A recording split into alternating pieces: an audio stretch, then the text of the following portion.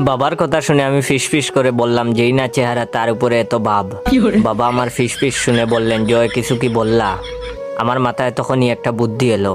ভাবলাম এই সুযোগে কিপটা বাপের কিছু টাকা হাতিয়ে নেই।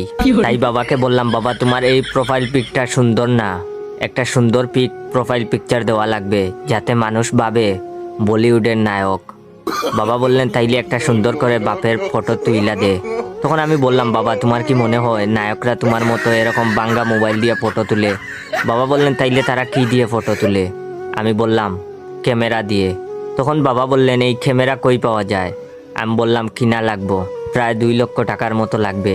যেই বাপের আমারে 20 টাকা দিতে গেলে শ্বাসকষ্ট বেড়ে যায়, ওই বাপ ভাইরাল হওয়ার জন্য কিছু না ভেবেই রাজি হয়ে গেলেন ক্যামেরা কিনতে এবং ক্যামেরা কেনার টাকা দিতে।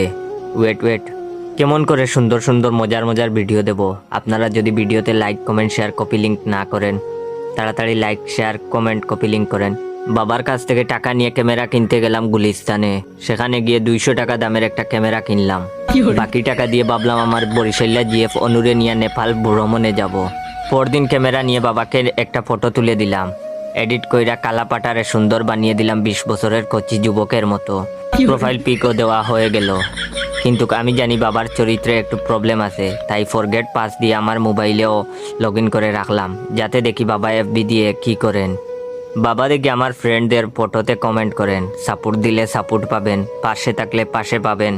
রিয়েক্টর বয়, রিয়েক্ট দিলেই রিয়েক্ট ব্যাক, 100% গ্যারান্টি। ভিডিওটা কেমন লাগলো অবশ্যই কমেন্ট করে জানাবেন। আর আপনারা কি চান বাবা এবং ছেলের গল্পের আরেকটা পার্ট নিয়ে আসি?